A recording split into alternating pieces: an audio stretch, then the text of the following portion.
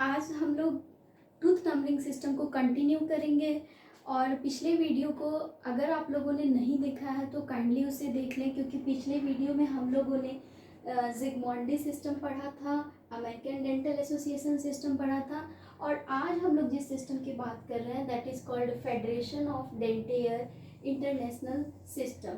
तो ये जो सिस्टम है ये काफ़ी पॉपुलर सिस्टम है और दिस सिस्टम इज़ प्रपोज्ड इन 1971 और ये सिस्टम यूरोपियन कंट्री में काफ़ी पॉपुलर है। Nowadays we are using also in India and इस सिस्टम की एक बहुत ही खास बात है कि this system is a 2 digit system. 2 digit system means the first digit is denoting your quadrant, either it is right upper quadrant, left upper quadrant or left lower quadrant or right lower quadrant. So this is your right lower quadrant and this is your left lower quadrant. अगर आप इस system को समझना चाहते हैं तो इस system की एक खास बात है कि इसमें 2 डिजिट्स का इस्तेमाल होता है। ये 2 डिजिट्स जो हैं वो क्या रिप्रेजेंट करता है, तो क्वाड्रेंट को डिनोट करने के लिए फर्स्ट डिजिट क्वाड्रेंट को डिनोट करेगा और उसके साथ जो सेकेंड डिजिट लगा होगा वो हमारे टूथ के नंबर को डिनोट करेगा। तो सबसे पहले हम लोग जानते हैं कि क्वाड्रेंट को डिनोट करने के लिए ये number according to FDI system कहाँ से कहाँ तक आता है।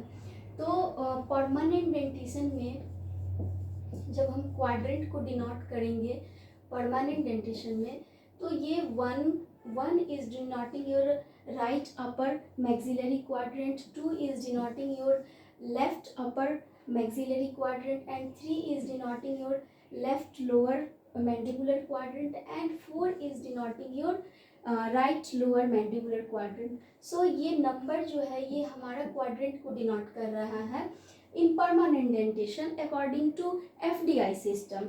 और जो हमारा डेसिडुअस डेंटिशन में ये जो नंबर है हमारा डेसिडुअस डेंटिशन में वो 4 के आगे चलेगा। मीन्स जो डेसिडुअस डेंटिशन होंगे इसको हम लोग यहाँ पे लिखते हैं डेसिडुअस को, तो डेसिडुअस डेंटिशन 4 के आगे चलेगा। मीन्स ये इसको परमानेंट हम लोग यहाँ पे समझेंगे कि परमानेंट में 1 2 3 4 क्वाड्रेंट में क्या क्या डिनोट हो रहा है। डेसिडुअस में 4 के आगे मीन्स 5 से हम लोग चलेंगे और ये जो 5 होगा ये आपका अपर राइट मैक्सिलरी टीथ सारे डिनोट होंगे 5th क्वाड्रेंट में। 6th क्वाड्रेंट में आपके upper left maxillary teeth denote होंगे। 7th क्वाड्रेंट में lower left mandibular teeth denote होंगे और 8th क्वाड्रेंट में lower right mandibular teeth denote होंगे। तो ये आपका जो क्वाड्रेंट का नंबरिंग किया गया एफडीआई सिस्टम में वो इस तरह से 1 से 8 तक हम लोग करते हैं। तो 1 से 4 तक हम लोग रूटीनली जो है परमानेंट डेंटिशन में रखे हुए हैं और 4 के आगे हम लोग 5 6 7 8 हम लोग फिर वो डेसिडुअस डेंटिशन में रखे हैं। तो इस सिस्टम को कैसे लिखेंगे, तो अभी हम लोगों ने पढ़ा 1 से 4 तक, तो राइट में 1, लेफ्ट में 2, फिर लेफ्ट लोअर में 3 और राइट लोअर में 4th लिख लिए। तो ये सारे जो नंबर हैं ये क्वाड्रेंट के हो गए। अब ये कह रहा है कि 2 डिजिट सिस्टम मीन्स एक डिजिट तो हमने लिख लिया, अब सेकेंड डिजिट को हम लोग जस्ट इसके आगे लिख देंगे। मीन्स जो 1 क्वाड्रेंट रिप्रेजेंट कर रहा है इसके आगे 1 हम लोग लिख देंगे।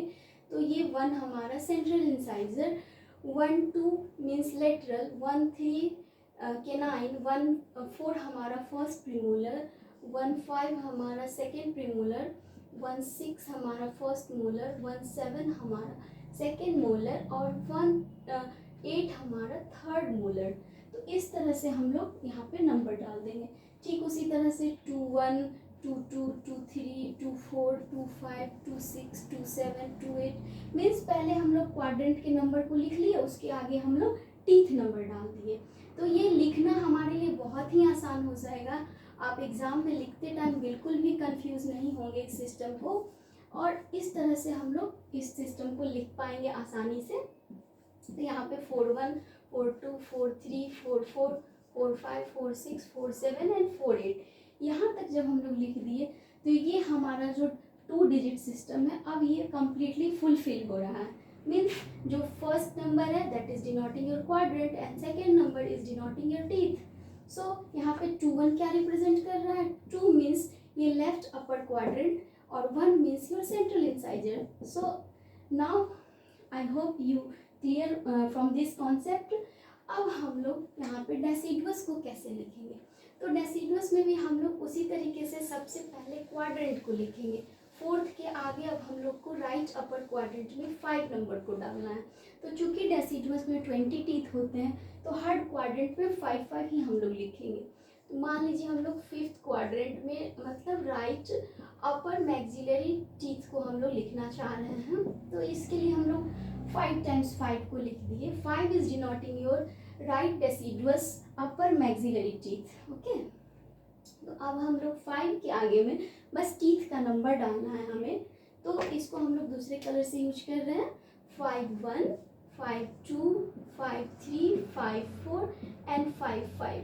तो अब आपको अंडरस्टूड होना चाहिए कि 5 हमारा क्वाड्रेंट का नंबर है, 5 is your quadrant and 1 is your teeth number. So 1 denoting your central incisor, 5 denoting your right upper maxillary quadrant and यहाँ पे second number is denoting your lateral incisor. So now hope you are clear. So इसी तरह से हम लोग जब left में लिखेंगे तो 5 के आगे हम लोग यहाँ पे 5 times 6 को लिखेंगे। सो यहाँ पे आप लोग 6 को लिख लेंगे, यानी 6 is denoting your left upper maxillary quadrant. So अब हम लोग यहाँ पे टीथ के नंबर को लिखेंगे, तो इसको हम लोग अलग कलर से नंबर को मेंशन करने के लिए हम लोग 6 1 6 2 6 3 6 4 and 6 5। So 1 is denoting your central incisor and 6 is denoting your quadrant number। अब जब हम लोग 7th quadrant को लिखेंगे, 7th is representing your lower mandibular teeth of deciduous dentition। So lower left mandibular deciduous dentition को लिखने के लिए हम लोग 7th quadrant का यूज करते हैं, तो हम लोग 5 times 7 लिख लेंगे। अब ये बहुत ही आसान है, अगर आप इस मेथड को अच्छे से लिखेंगे तो बिल्कुल दिक्कत नहीं होगी। 7 के आगे हम लोग सारे टीथ के नंबर को लिख देंगे, 1 2 3 4 5। तो अब हम लोग 7 1 7 2 7 3 7 4 एंड 7 5 तक लिख चुके हैं।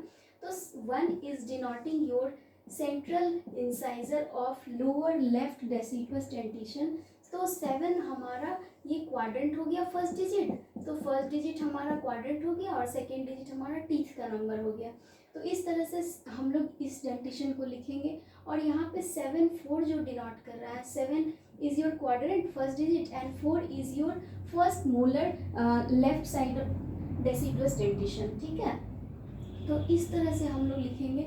ठीक उसी तरह से जब हम लोग 8th क्वाड्रेंट के बारे में लिखेंगे तो 8 number is representing your lower left mandibular deciduous dentition teeth.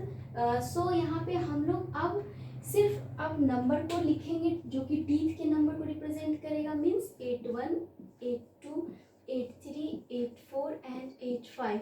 सो ये आपका पूरा एक सिस्टम तैयार हो गया है। तो आप इसी तरह से एग्ज़ाम में लिखेंगे, आपको एक बार प्रैक्टिस कर लेना है, नहीं तो वहाँ पे थोड़ी सी आपको कन्फ्यूजन होगी, उसको दूर करने के लिए आप एक बार लिख लेंगे।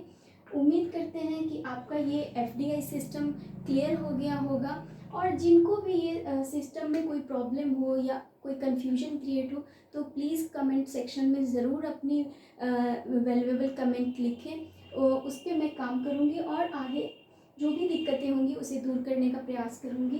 काइंडली आप वीडियो 1 और वीडियो 2 को भी ज़रूर देखें। और एग्ज़ाम में एक बात कॉमन होती है, जो कि जब हम लोग ये सिस्टम को लिखते हैं तो थोड़ी सी कन्फ्यूजन होती है, तो थोड़ा सा हमें राइटिंग प्रैक्टिस करना है। तो एग्ज़ाम में हम लोग जो लिखेंगे उसके लिए थोड़ा सा पैटर्न तैयार कर लेंगे। तो पहले हम लोग जो जिग्मोंडी के बारे में लिख रहे हैं उसके बारे में लिखेंगे, उसके बाद सेकेंड में हम लोग ADA की बात कर लेंगे, और थर्ड में हम FDI के बारे में लिखेंगे। और जब भी हम एग्ज़ाम लिखेंगे तो जो हमारा एडवांटेज और डिसएडवांटेज है, हर सिस्टम के बारे में एक एक लाइन लिख देना है। जैसे जिग्मोंडी में हमने आपको बताया था कि इसमें जो कॉन्ट्रालेटरल और अपोजिट क्वाड्रेंट होते हैं उसके टीथ के नंबर सेम होते हैं, तो इसमें थोड़ा कन्फ्यूजन होता है। फिर एडीए में जो नंबरिंग सिस्टम है 1 से 32 तक, तो थोड़ा मेमोराइज करने में टीथ को दिक्कत आती है। एफडीआई में क्या है कि बहुत ही अच्छा ये है, इसमें याद हम अच्छे से कर लेते हैं इस सिस्टम को, क्योंकि हर टीथ का अपना एक यूनिक नंबर है।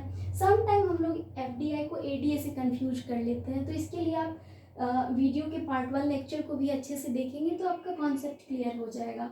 Thank you very much. Please like, share and subscribe my channel. Thank you.